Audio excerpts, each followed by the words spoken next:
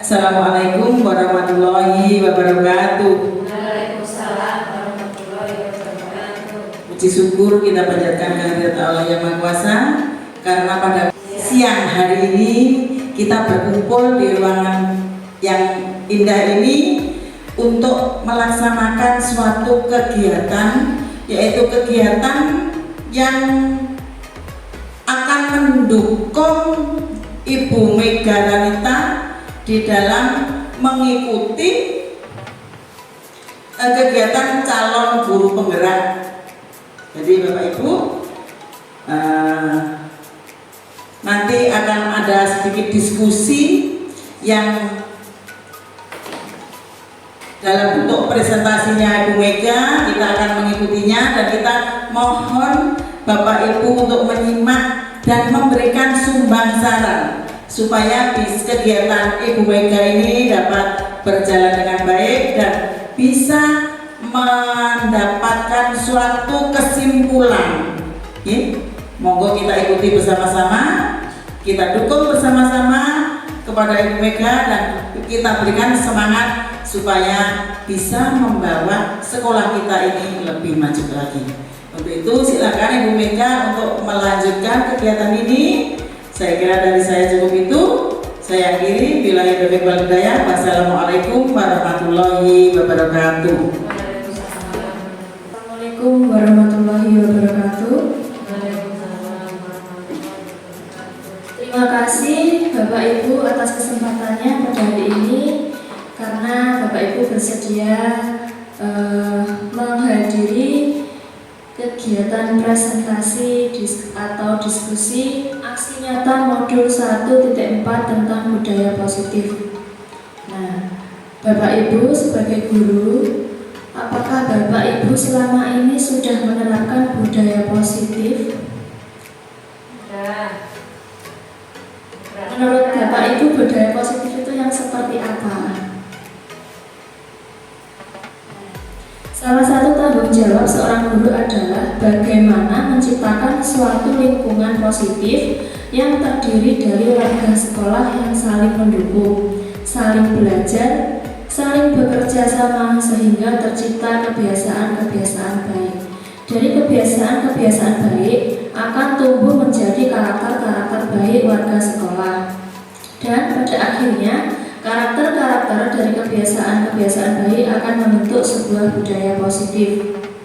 Jadi, budaya positif itu terdiri dari 5 konsep inti dan harus diterapkan oleh seorang guru. Sebenarnya konsep inti ini sudah sering Bapak Ibu lakukan, tapi mungkin Bapak Ibu tidak sadar bahwa itu adalah budaya positif. Yang pertama, disiplin positif.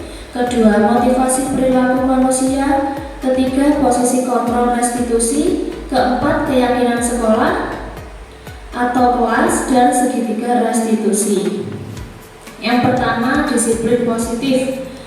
Dalam rangka menciptakan lingkungan positif, salah satu strategi yang perlu kita tinjau kembali adalah penerapan disiplin di sekolah kita. Disiplin sebagai bentuk kontrol diri, yaitu belajar untuk kontrol diri agar dapat mencapai sesuatu tujuan mulia. Tujuan mulia di sini mengacu pada nilai-nilai atau prinsip-prinsip mulia yang dianut seseorang. Kita namakan nilai-nilai tersebut sebagai nilai-nilai kebajikan atau nilai kebaikan. Nah, ini ada beberapa contoh nilai-nilai kebajikan. Jadi nilai-nilai ini nantinya akan kita terapkan dalam pembelajaran di kelas. Bapak Ibu bisa mencermati nilai-nilai apa saja yang ada pada PowerPoint tersebut.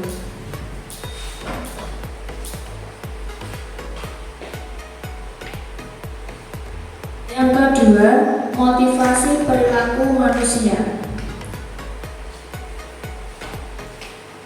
Motivasi perilaku manusia ini ada dua, Bapak Ibu. Motivasi perilaku manusia yang pertama dengan tujuan untuk menghindari hukuman. Jadi kita melaksanakan sesuatu itu tujuannya untuk apa? Apakah untuk menghindari hukuman, ataukah untuk mendapatkan imbalan atau penghargaan dari orang lain, atau untuk menjadi menjadi orang yang mereka inginkan dan menghargai diri sendiri dengan nilai-nilai yang mereka percaya. Nah, dari kedua, yang pertama dan kedua itu hukuman dan juga penghargaan itu termasuk ke dalam motivasi eksternal. Bagaimana maksudnya kok eksternal? Bapak Ibu pernah nggak memberikan hukuman kepada anak-anak? Sering atau pernah atau jarang? Pasti pernah. Oke. Kemudian apakah Bapak Ibu pernah memberikan imbalan atau penghargaan? Pernah. Sadarkah Bapak Ibu bahwa hukuman atau penghargaan itu sebenarnya tidak baik diterapkan? Kenapa demikian? Karena hukuman itu dapat merusak mental anak, sedangkan penghargaan itu juga dapat merusak motivasi anak. Kalau kita memberikan penghargaan terlalu lebih kepada anak itu, maka ada juga kemungkinan kecemburuan sosial anak yang lain. Dan sedangkan hukuman, dia merasa bahwa dirinya itu juga tidak adil. Kenapa saya diberikan hukuman seperti ini? Hukumannya kok tidak nyambung dengan kesalahan saya? Kadang seperti itu mereka berpikir. Sehingga seorang guru harus memberikan motivasi internal, yaitu motivasi yang tumbuh dari dalam diri anak itu sendiri. Bagaimana anak itu dapat merasa bahwa saya harus memperbaiki kesalahan saya, timbul dari diri sendiri tanpa harus dihukum atau diberikan penghargaan. Nah, dalam motivasi itu ada posisi kontrol restitusi. Apa itu? Penghukum. Sebagai penghukum yang saya sampaikan tadi tentang hukuman, guru berperan sebagai penghukum. Yang kedua, guru berperan sebagai pembuat merasa bersalah. Anak itu kita judge supaya anak itu merasa bersalah. Mungkinkah Bapak Ibu sudah melakukan ini? Membuat merasa anak bersalah. Pernah nggak Bapak Ibu mengalami ini? Merasakan sadar atau tidak gitu? Mungkin Pak Nanda atau Bu Rosi sudah pernah melaksanakan membuat merasa bersalah ini. Jadi jenengan sebagai guru melihat anak didik melakukan kesalahan, kemudian Bapak Ibu guru bertindak sebagai orang yang memberikan wawasan anak itu merasa bersalah, supaya anak itu merasa bersalah. Pernah enggak? Mungkin Bapak Ibu tidak sadar di situ, tapi sebenarnya kita juga pernah melakukan itu. Kemudian yang ketiga, posisi kontrol sebagai teman. Guru itu berperan sebagai teman murid. Pernah atau tidak kira-kira Bapak Ibu melaksanakan ini? Pernah ya, bahkan ada yang sampai menempel-nempel pada gurunya itu karena terlalu dekat dengan guru. Dia sebagai guru berposisi sebagai teman. Kemudian pemantau. Yang terakhir sebagai manajer. Seorang guru harus memiliki posisi kontrol manajer. Mengapa? Kita kupas bersama-sama ya. Ini kita ulang kembali mengenai hukuman guru sebagai penghukum. Hukuman itu ada dua Bapak Ibu. Ada hukuman, ada konsekuensi. Apakah Bapak Ibu bisa membedakan mana hukuman, mana konsekuensi? Kalau hukuman itu bersifat tidak terencana atau tiba-tiba. Hukuman bersifat satu arah dari pihak guru yang memberikan dan murid hanya menerima suatu hukuman tanpa melalui suatu kesepakatan atau pengarahan dari pihak guru, baik sebelum atau sesudahnya. Hukuman yang diberikan bisa berupa fisik maupun psikis.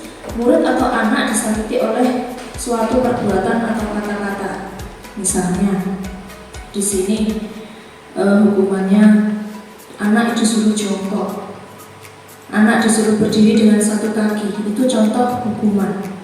Sedangkan kalau konsekuensi itu bersifat sudah terencana atau sudah disepakati sebelumnya.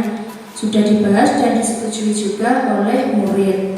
Umumnya bentuk-bentuk konsekuensi ini dibuat oleh pihak guru, murid, dan diterima bila ada pelanggaran. Kemudian yang kedua, masih penghukum tadi ya, hukuman dan konsekuensi ya. Nah, di sini ada contoh tindakan. Bapak Ibu bisa tidak membedakan mana hukuman, mana konsekuensi? Coba kita baca soal yang pertama. Mencatat 100 kali di dalam buku kalimat. Saya tidak akan terlambat lagi karena terlambat ke sekolah. Menurut Bapak Ibu, mencatat 100 kali di buku kalimat itu hukuman atau konsekuensi? Hukuman saya kayaknya. Hukuman karena berpikir pendek. Kemudian lari mengelilingi lapangan basket 2 kali karena terlambat hadir di sekolah, hukuman atau konsekuensi? Hukuman. Membersihkan coretan yang dibuatnya di meja tulis, hukuman atau konsekuensi? Kita sudah paham ternyata mana hukuman, mana konsekuensi. Lalu menggantikan kertas tugas teman yang telah dicoret-coret, konsekuensi. Bapak Ibu kira-kira sering melaksanakan hukuman atau konsekuensi ya?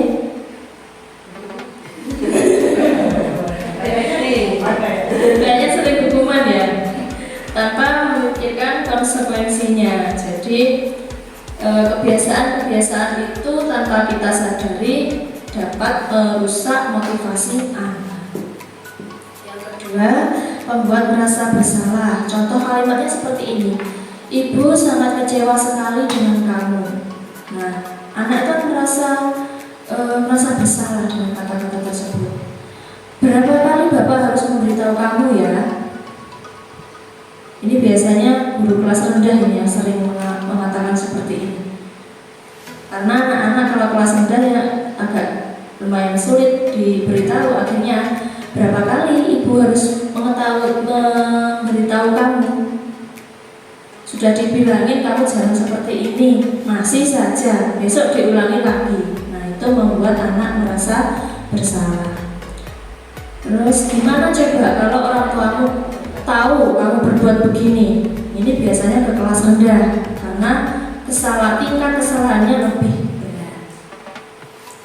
Kemudian guru berperan sebagai teman. Contoh kalimatnya seperti ini. Ayo bantulah demi Bapak ya. Kita secara tidak langsung seperti merayu anak ya. Ayo bantu saya. Ayo ingat tidak bantuan Bapak selama ini apa? Ya sudah, kali ini tidak apa-apa. Nanti Ibu bantu bereskan. Jadi kita berperan sebagai teman itu saling membantu. Kemudian sebagai manajer.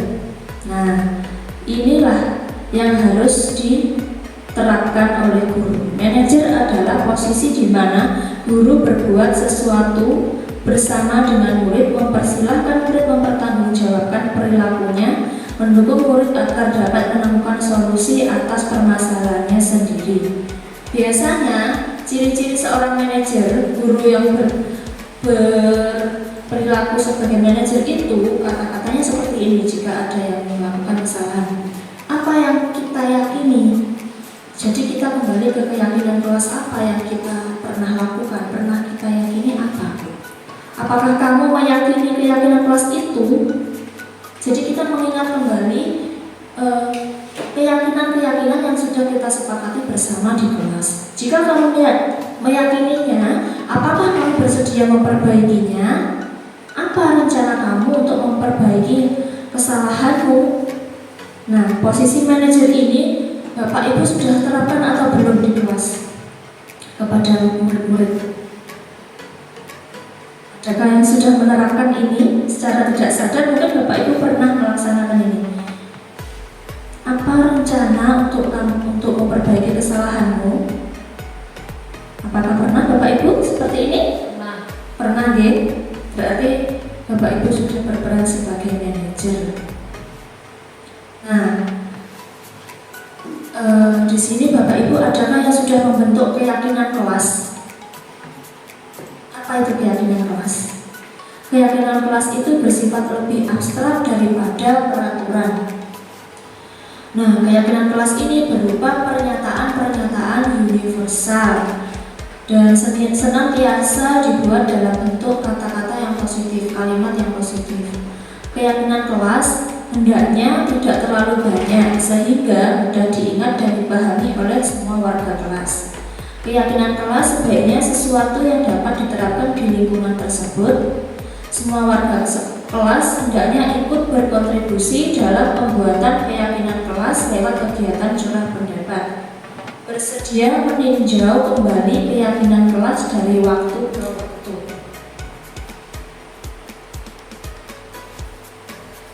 Nah, prosedurnya seperti ini Bapak Ibu. Yang pertama, mempersilakan warga sekolah atau murid-murid di sekolah atau kelas untuk bercurah pendapat tentang peraturan yang perlu disepakati di sekolah. Ini bisa kita laksanakan di sekolah sebagai keyakinan sekolah atau di kelas sebagai keyakinan kelas. Jadi kita bersama-sama membentuk keyakinan supaya disiplin positif itu dapat terlaksana. Yang kedua, mencatat semua masukan-masukan para murid. Jadi kita kan diskusi, kemudian kita mencatat apa yang menjadi saran-saran dari murid tersebut. Yang ketiga, susunlah keyakinan kelas sesuai prosedur pembentukan keyakinan kelas atau sekolah dan gantilah kalimat-kalimat dalam bentuk negatif menjadi positif. Biasanya kita menemui kalimat dengan awalan kata jangan merokok, jangan mencuri, jangan dan sebagainya. Jangan ada kata-kata jangan di depan itu berarti itu bukan keyakinan kelas tetapi peraturan. Bapak Ibu bisa membedakan peraturan dan keyakinan kelas itu seperti apa? Ada yang ingin menyampaikan pendapatnya? Perbedaan peraturan dan keyakinan. Bagaimana? Belum tahu? Atau sudah ada yang punya gambaran? Masih belum menemukan? Ya, kalau peraturan itu kalimatnya lebih ke arah negatif. Jangan berlari di kelas atau koridor. Dengan kata-kata jangan, anak itu merasa takut. Anak itu merasa bahwa dirinya itu terpaksa melaksanakan kegiatan itu karena tidak sampai merasuk pada diri anak tersebut. Maka harus dirubah menjadi kalimat yang positif dengan mengusung keyakinan kelas. Misalnya seperti ini, berjalanlah di kelas atau koridor. Kata jangannya dihapus, jangan berlari di kelas atau koridor, diubah menjadi berjalanlah di kelas atau koridor. Kalau ada perintah seperti ini, jangan merokok, kata positifnya, kalimat positifnya bagaimana Bapak Ibu? Hindarilah rokok. Nah, itu lebih baik daripada jangan merokok. Kemudian yang keempat, tinjau kembali daftar curah pendapat yang sudah dicatat. Kita meninjau kembali apakah sudah layak sebagai keyakinan kelas atau belum. Kemudian tinjau ulang keyakinan mereka secara bersama-sama. Sanggupkah kita bersama-sama melaksanakan keyakinan kelas ini? Terakhir, keyakinan kelas atau sekolah selanjutnya bisa diletakkan di dinding kelas. Jadi setelah kita membuat keyakinan kelas bersama-sama, kita buat di kertas, dihias sebagus mungkin, ditempelkan di tembok supaya mereka tidak lupa bahwa keyakinan kelas tersebut kita laksanakan setiap hari. Ini contoh keyakinan kelasnya Bapak Ibu. Yang pertama, keyakinan kelas 1. Ini contoh. Setiap anggota kelas perlu belajar. Setiap anggota kelas perlu senang. Setiap anggota kelas perlu melakukan tugas. Ini dan seterusnya. Bapak Ibu bisa mencermati kalimat tersebut. Setelah Bapak Ibu mencermati kalimat ini, nah, dasar dalam membuat keyakinan kelas itu apa Bapak Ibu? Dasarnya kita harus mewujudkan sebuah nilai. Nilainya apa? Ya nilai kebajikan yang sudah saya sampaikan di slide awal tadi. Jadi kalimat ini yang pertama ya, setiap anggota kelas perlu belajar. Nilai kebajikan apa yang ada di dalam kalimat tersebut? Nilainya apa Bapak Ibu? Coba kita perhatikan ya, setiap anggota kelas perlu belajar. Kita kembali ke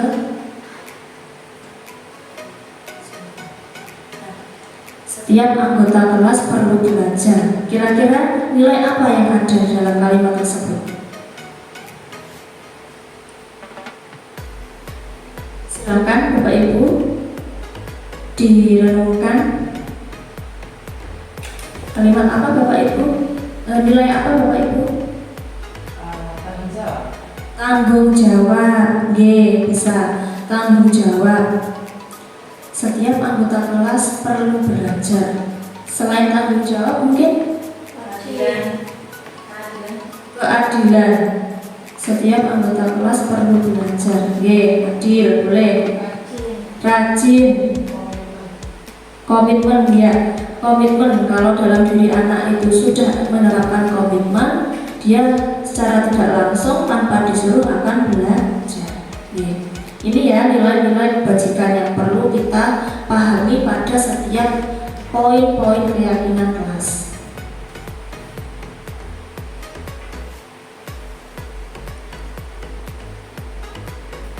Nah, sekarang kita membuat keyakinan kelas. Ingin membuat keyakinan kelas atau keyakinan sekolah, Bapak Ibu, kita bersama-sama menyepakati. Sekarang kita belajar membuat keyakinan. Bapak Ibu memilih keyakinan sekolah atau keyakinan kelas? Pilih keyakinan sekolah atau keyakinan kelas?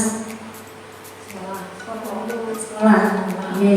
Keyakinan sekolah. Silakan Bapak Ibu memikirkan keyakinan sekolah apa yang perlu kita terapkan atau kita sampaikan ke semua warga sekolah.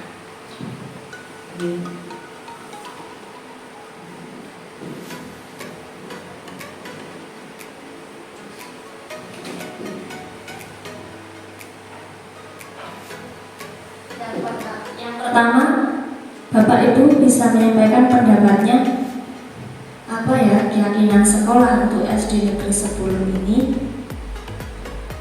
Mungkin dari Ibu Kepala Sekolah.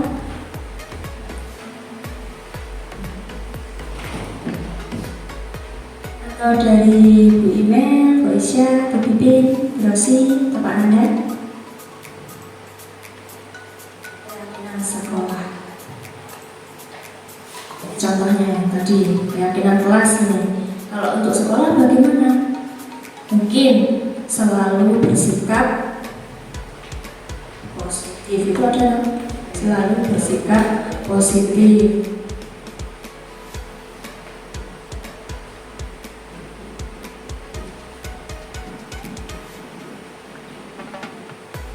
Toleransi antar sesama. Toleransi antar sesama. Toleransi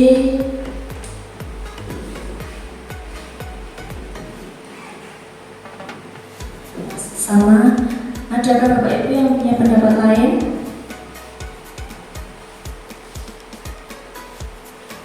Ada?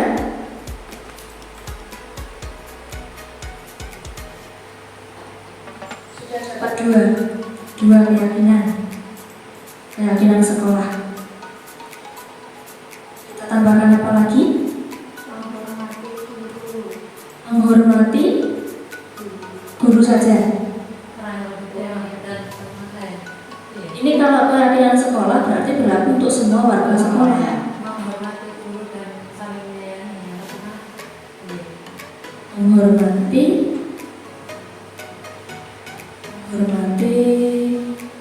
seluruh warga sekolah. Menghormati orang yang tua untuk menghormati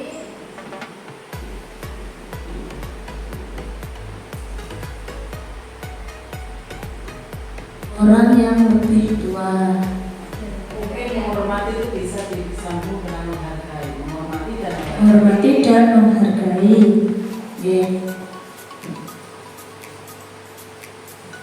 Menghormati dan Menghargai siapa Bu? Pada sekolah. Warga sekolah. Warga sekolah berarti ini berlaku untuk seluruh guru, kepala sekolah, dan murid. Wali murid juga ya, karena juga sebagai warga sekolah. Ini contoh. Penting selalu menjaga kebersihan lingkungan. Iya. Selalu menjaga kebersihan lingkungan. kebersihan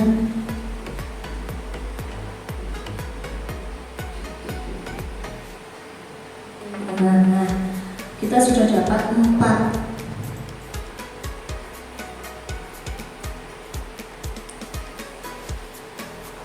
Untuk keyakinan sekolah yang pertama, nilai kebajikan apa Bapak Ibu? Selalu bersikap positif. Nilai kebajikan apa yang kita terapkan di situ?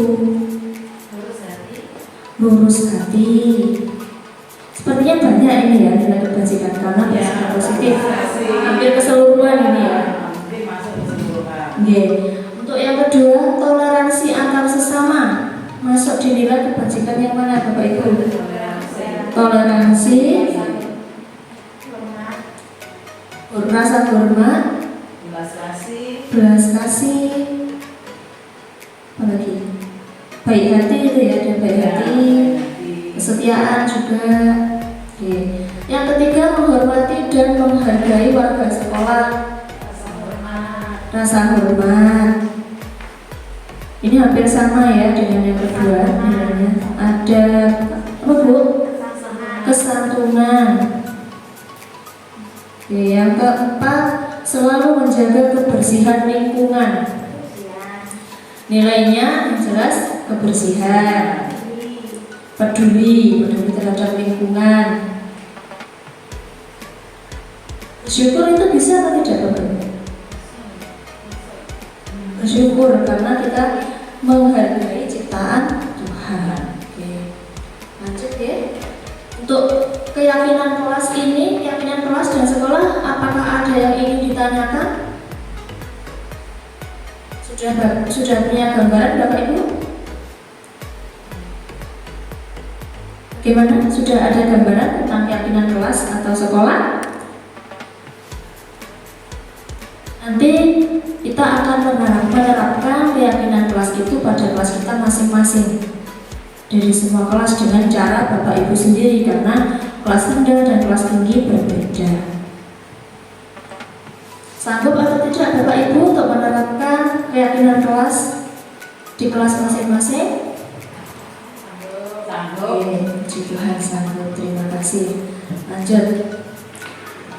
Yang ketiga, ini yang terakhir ya, tentang segitiga restitusi. Setelah kita membuat keyakinan kelas, ada langkah dalam menghadapi masalah terutama kepada anak-anak. Tapi segitiga restitusi ini tidak hanya berlaku kepada anak-anak, berlaku juga untuk guru dan kepala sekolah. Ketika guru berperan pada posisi kontrol manajer, maka menggunakan segitiga restitusi untuk memudahkan dalam menyelesaikan masalah sekaligus memberikan pemahaman pada siswa akan pentingnya bertanggung jawab dan kesadaran diri melalui motivasi internal pada diri murid. Ada 3 langkah.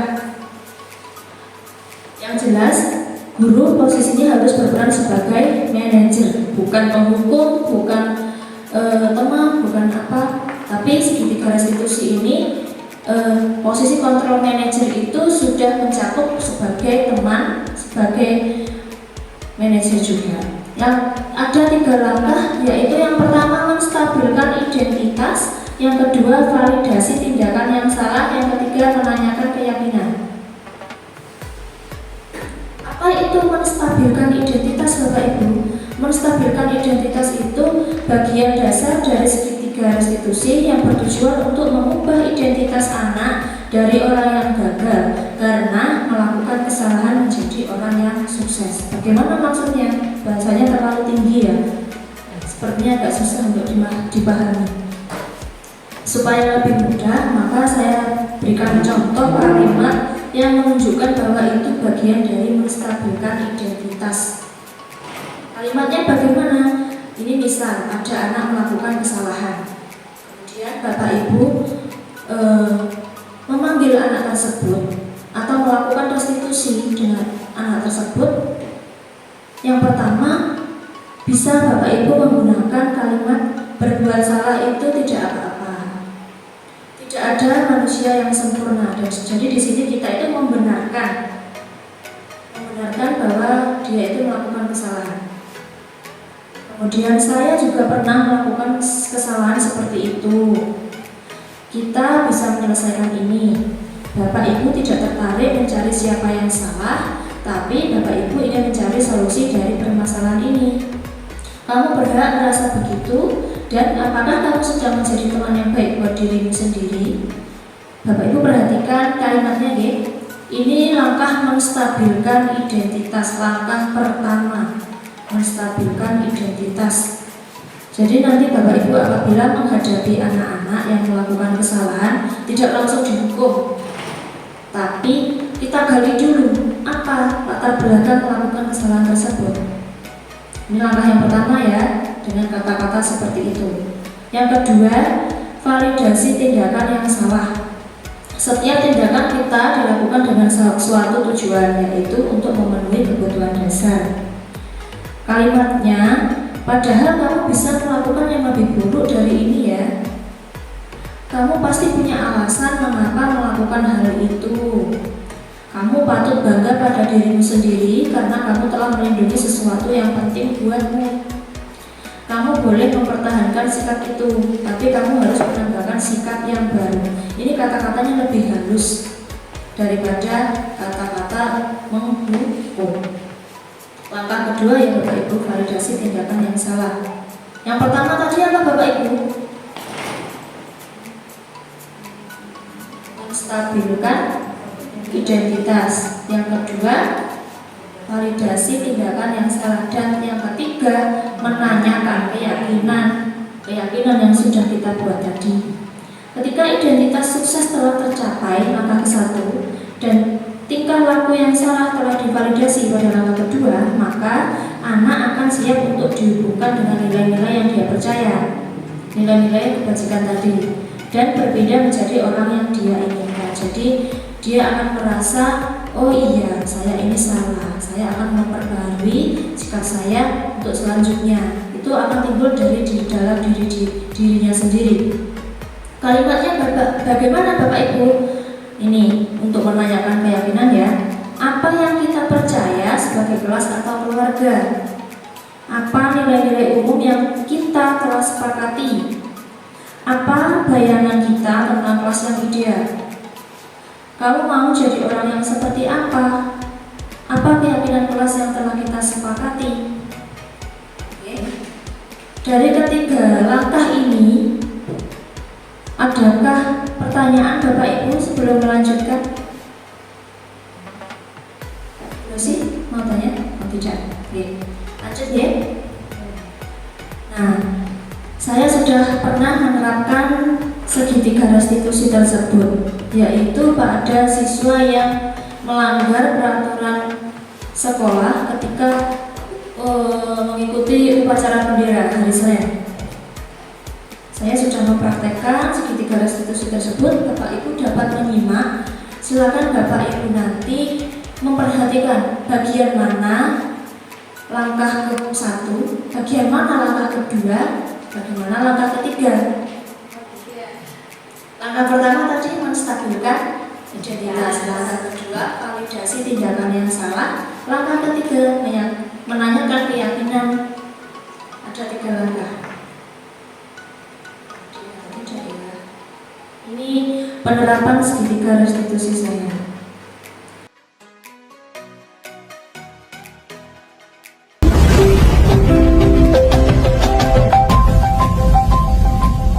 Perkenalkan, saya Mega Ranita dari SD Negeri 10 Pesanggaran.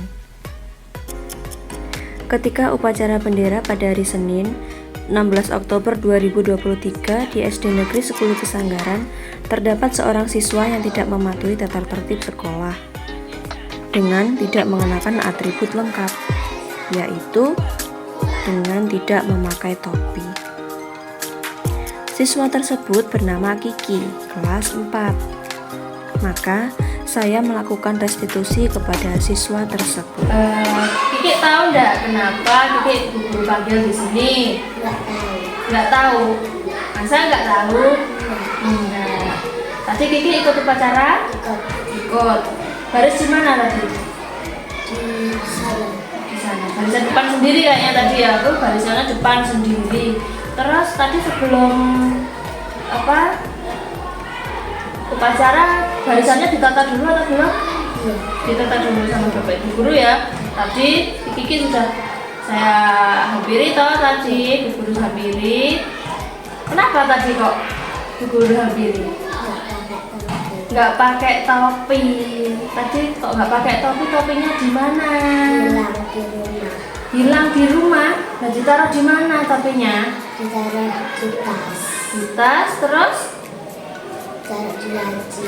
ada di laci, ada di tas, ada di mana lagi? Lemari. Kadang di lemari. Lah itu ditaruhnya kok berpindah-pindah ya? Gimana itu? Oke, berbuat salah itu wajar, tapi besok jangan diulangi lagi. Terus kamu juga pasti punya alasan kenapa melakukan hal itu. Oke. Terus coba kamu ceritakan tadi kok bisa ketinggalan atau bisa hilang itu gimana tadi? Tadi sudah dicari tapi waktunya itu udah jam 7 lebih. Sudah lebih waktunya, telat ya tadi. Akhirnya topinya nggak ketemu, lupa kalau naruhnya sembarangan ya. Duh ini. Terus kamu masih ingat nggak keyakinan kelas kita? Masih Apa itu? memakai seragam lengkap. Memakai seragam lengkap. Apakah tadi Kiki memakai seragam lengkap? Iya. Enggak, yang tidak dipakai apa tadi? Topi. Bagaimana terus selanjutnya? Apakah kamu sampai besok selanjutnya juga nggak pakai topi? Iya. Nggak pakai topi nanti? Pakai. Pakai. Nah, gimana caramu supaya nanti kita melaksanakan upacara dengan baik? Caramu bagaimana nanti? Tidak menaruh topi sembarangan. Tidak menaruh topi sembarangan. Terus apa lagi? Kapan kamu mau melaksanakan itu kira-kira? Besok. Mulai besok, yakin? Oke, mulai besok tak lihat lo ya pakai topi. Terus apakah Senin depan kamu masih nggak pakai topi? Pakai. Oke. Terus gimana supaya kamu bisa pakai topi? Dicari lagi ya. Kalau dicari lagi, terus jangan meletakkan barang sembarangan. Ditempatkan pada satu tempat. Diingat-ingatlah, disimpan dengan baik. Oke. Siap. Kalau gitu besok guru lihat lagi dan Senin depan saya guru lihat lagi apakah Kiki sudah berubah atau belum. Ya, ya. Siap. Oke, terima kasih. Silakan bisa kembali ke kelas. Ya.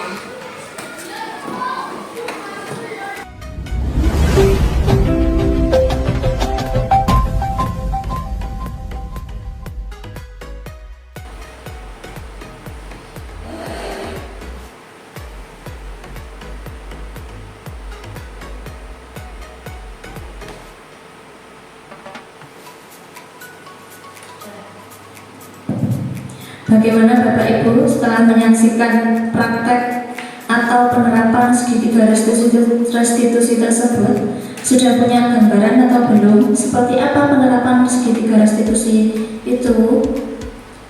Bagaimana? Masih bingung? Oke, besok kalau masih bingung seketika ada siswa yang melanggar atau melakukan kesalahan, saya bantu untuk melakukan segitiga restitusi.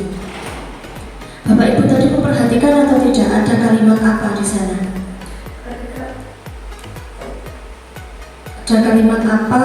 Kalimat itu sudah menunjukkan ketiga langkah tersebut atau belum?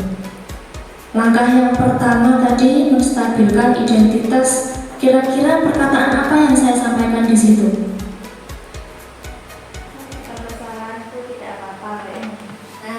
iya betul. Melakukan kesalahan itu tidak apa-apa. Terus yang langkah yang kedua, memvalidasi tindakan yang salah. Ditanya kesalahannya apa? Apa Bu? Tadi ditanya kesalahannya apa? Nah, tadi ditanya kesalahannya apa, itu memvalidasi tindakan yang salah. Oke.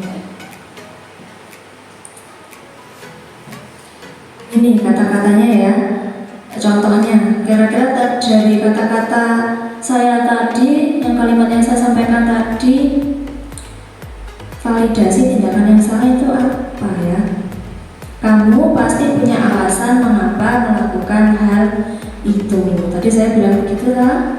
Nah, itu validasi tindakan yang salah. Lalu yang ketiga, apa langkah ketiga yang saya sampaikan tadi? Yang kalimat terakhir. Kalimat terakhir, apa keyakinan kelas yang telah kita sepakati? Keyakinan kelas apa Bapak Ibu? Memakai seragam lengkap. Nah, mari kita refleksikan diri, apakah kita sebagai guru sudah melaksanakan budaya positif dari pembelajaran atau materi yang sudah saya sampaikan tadi?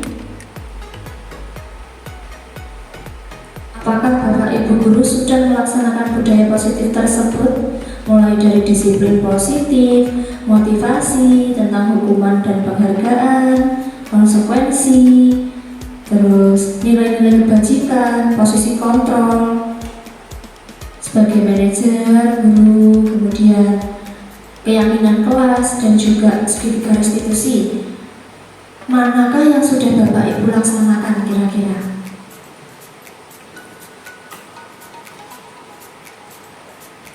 Oke, kita refleksikan diri sebagai guru, perlukah kita menerapkan itu? Apakah nanti kita memiliki dampak entah itu negatif atau positif ketika kita melaksanakan itu? Kita terapkan bersama-sama deh selama kita menjadi guru. Mulai dari sekarang kita perbaiki apabila kita kurang dalam melaksanakan tugas sebagai guru. Adakah yang ingin menyampaikan pendapatnya? Ada? Oke, lanjut. Bagaimana perasaan Bapak Ibu setelah mengikuti kegiatan hari ini? Ada yang ingin menyampaikan? Bu Rosi mungkin?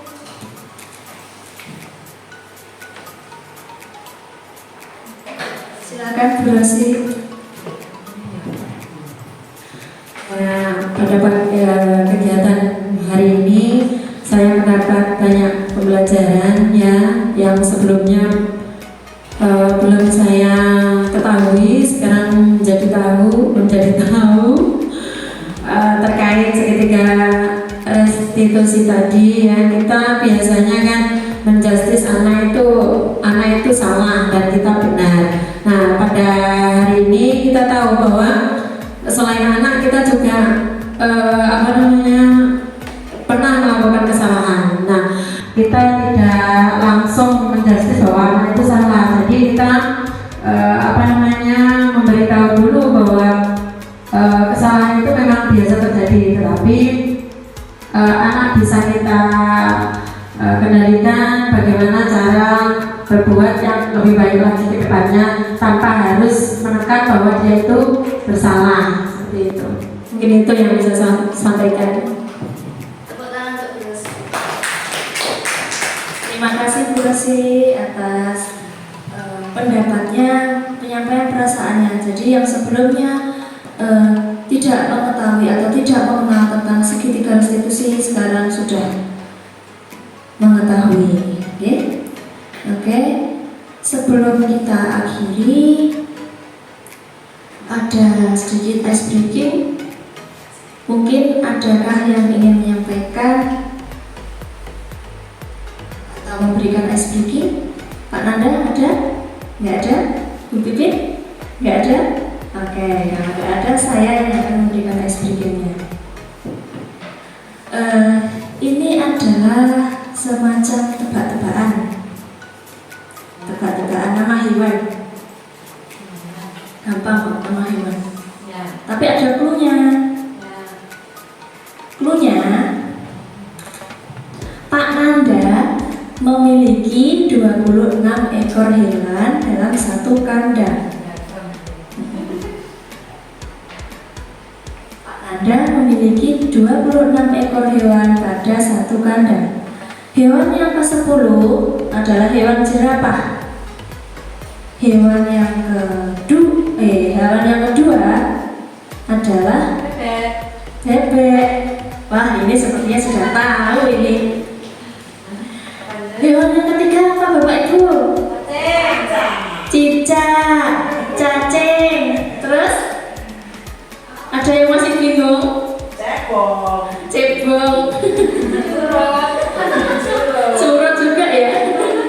Hewan yang ke-11 apa Bapak Ibu? Kodok. Kodok. Kancil, kodok, kijang, kupu-kupu banyak. Hewan yang ke-26 Siap. Zebra. zebra. Sepertinya hanya zebra. Masih belum paham? Oke. Terima kasih Bapak Ibu atas kesempatannya hari ini. Kurang lebihnya itu apabila ada kekurangan saya mohon maaf. Wassalamualaikum warahmatullahi wabarakatuh. Selanjutnya saya kembalikan kepada Bu Kepala Sekolah.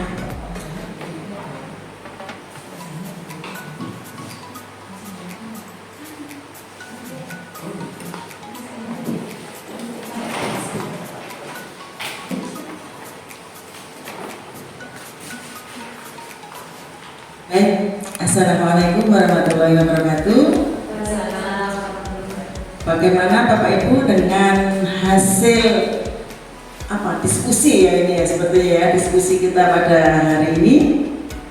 Banyak yang telah kita serap ya, banyak yang kita serap. Mudah-mudahan dengan adanya kegiatan ini bisa membuat kita lebih bisa mengambil keputusan yang bijak untuk isinya tadi kayaknya sebuah pembentukan sikap untuk anak-anak ya, dan penanaman sikap untuk anak-anak supaya kita tidak salah untuk bertindak dan tidak salah memberikan suatu tindakan, baik itu untuk merubah kesalahan untuk menuju ke anak-anak bisa mengetahuinya, ataupun memberikan suatu hadiah ya, sepertinya begitu ya, sepertinya hadiah supaya karena segala sesuatunya itu kita yang selama ini beranggapan bahwa apa yang kita lakukan sudah benar kan begitu. Jadi tetapi setelah kita mengikuti diskusi pada siang hari ini, ternyata walaupun kita memberikan suatu penghargaan itu juga ada rambu-rambunya, begitu ya. Jadi mohon supaya setelah ini kita bisa lebih bisa memakai atau memberikan tindakan kepada anak-anak dan tidak salah. Saya kira itu ya, mari kita terus belajar supaya hal-hal yang belum kita ketahui kita dapat menyerapnya, kita dapat mengetahui apa-apa saja yang mesti kita lakukan untuk membimbing anak-anak ke jenjang yang lebih maju lagi, dan tidak salah di dalam mengambil suatu tindakan. Saya kira itu. Dan untuk Mega terus melaju, jangan patah semangat, semoga sukses dan diikuti oleh rekan-rekan yang lainnya. Saya akhiri, billahi taufiq wal hidayah. Wassalamualaikum warahmatullahi wabarakatuh.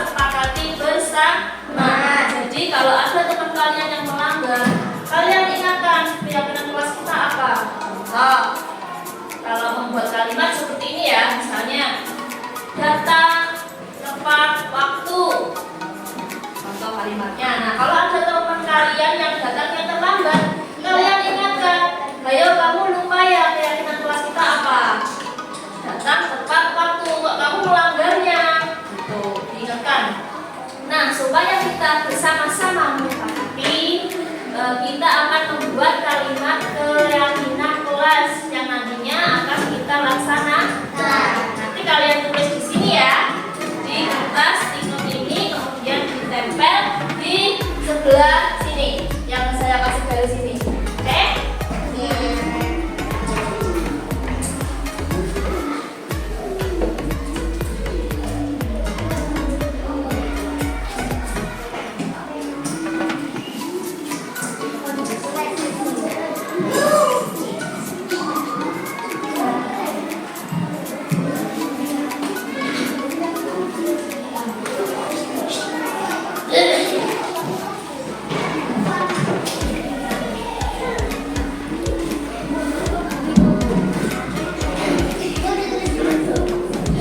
Boleh langsung dituliskan di kertas.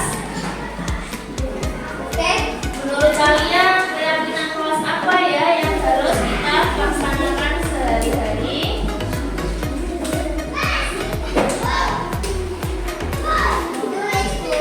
Ya, tulis. Dipikirkan dulu kira-kira apa ya keyakinan kelas kita. Nah, itu dalamnya itu. Ya, yang ada dalamnya jangan dibuat tulisan. Nah, tulisannya yang dalamnya kan di sini.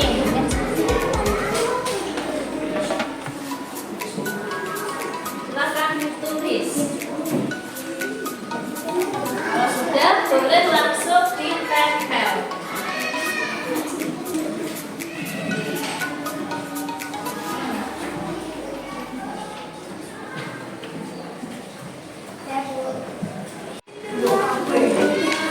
Sudah selesai anak?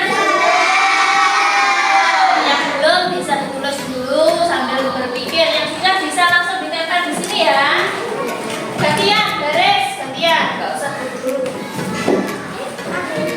Sini yang atas. Yang tadi. Beres ya. Boleh bebas. Mana yang rapi ya. Silakan kembali ke tempat nilai kalau sudah.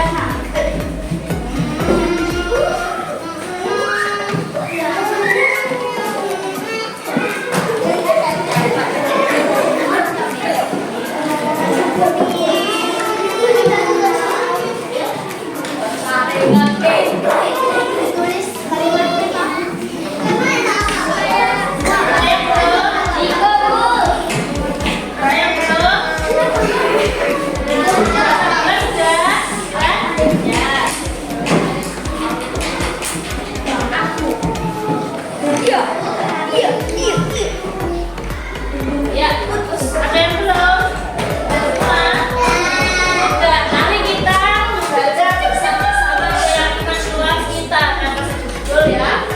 Keyakinan.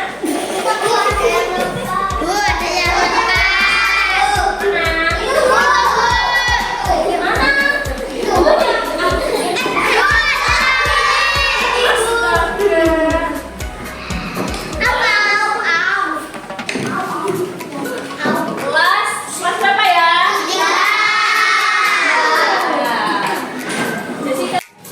Oke, sudah semua ya? Terus kita tolong untuk dibacakan. Yo, Mas Rio, dibacakan yo. Apa kira-kira keyakinan kelasnya? Yang kelas yo. Apa? Teman Mbak. Baris sebelum masuk kelas. Terus Meminta izin jika mau keluar kelas saat belajar. meminta izin jika mau keluar kelas saat belajar. Setuju atau tidak anak-anak? Setuju. Kalau yang pertama tadi baris sebelum masuk kelas, setuju apa tidak? Setuju. Kita biasa melaksanakan itu ya. Terus Mengikuti pembelajaran dengan sungguh-sungguh. mengikuti kegiatan belajar dengan sungguh-sungguh. Setuju atau tidak? Setuju. Terus Tidak ramai saat belajar. tidak ramai saat belajar ini. Setuju apa tidak ini? Sanggup apa tidak?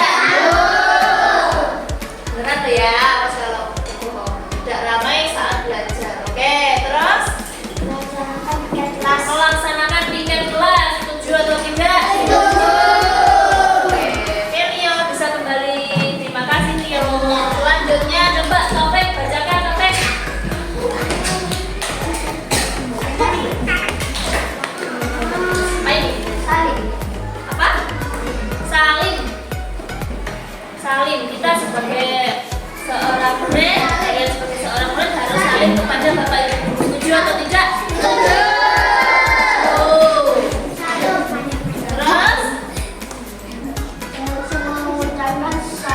mengucapkan salam sebelum masuk kelas, mengucapkan salam, baru datang mengucapkan salam. Setuju atau tidak? Setuju.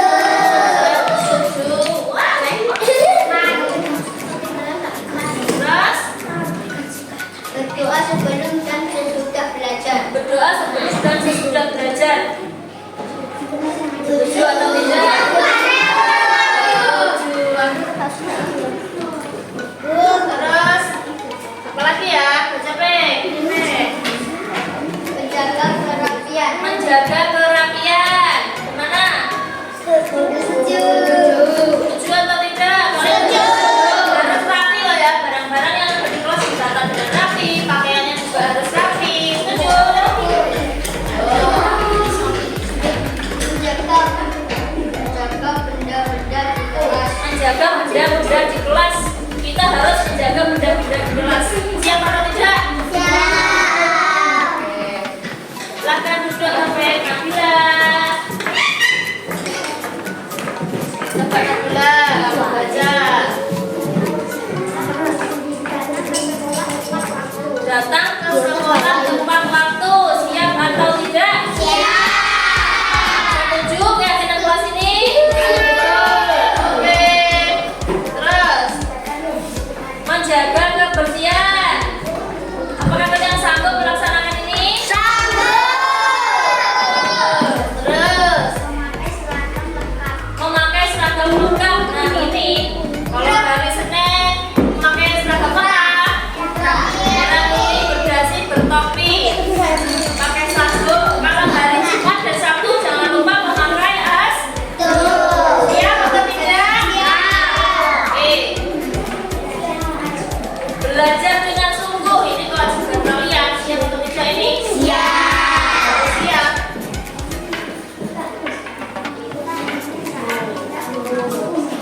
Meminta izin saat tidak masuk sekolah. Bagaimana? Setuju atau tidak? Oke, lanjut Nabila. Mendengarkan dan memperhatikan guru saat mengajar. Ini gimana nih? Sanggup bakal baca ini? Oke, silakan kembali ke tempat duduk Nabila. Terima kasih. Yuk, Nabila yuk.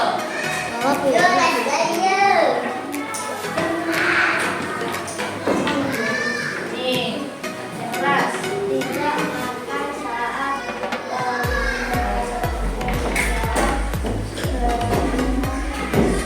Tidak makan saat belajar di kelas. Ayo, yang biasanya makan ini sanggup atau tidak? Yakin sanggup? Setuju atau tidak, Nana? Setuju. Kelas 2 nih. Apa ini?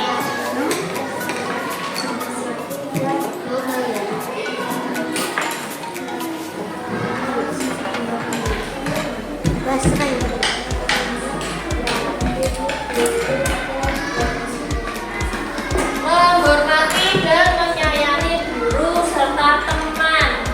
Bagaimana? Kalian sanggup menghormati? Harus saling menghargai. Setuju. Terakhir, berbicara dengan sopan. Ini bagaimana kalian? Sudah siapkah kalian berbicara dengan sopan, terutama kepada orang yang tua? Sanggup? Setuju atau tidak? Oke, terima kasih Najwa. Bisa kembali ke tempat. Nah, nanti minta tolong ketua kelas untuk mencatat kembali keyakinan kelas lalu ditempel di tembok sebelah sana ya. Oke, Sophia sebagai ketua kelas sanggup? Ya. Apakah kalian siap untuk melaksanakan keyakinan kelas ini? Sanggup ya? Oke, terima kasih anak-anak atas kesempatannya membentuk keyakinan kelas ini. Semoga kita dapat melaksanakannya sehari-hari. Cukup sekian dari Ibu, kurang lebihnya mohon maaf.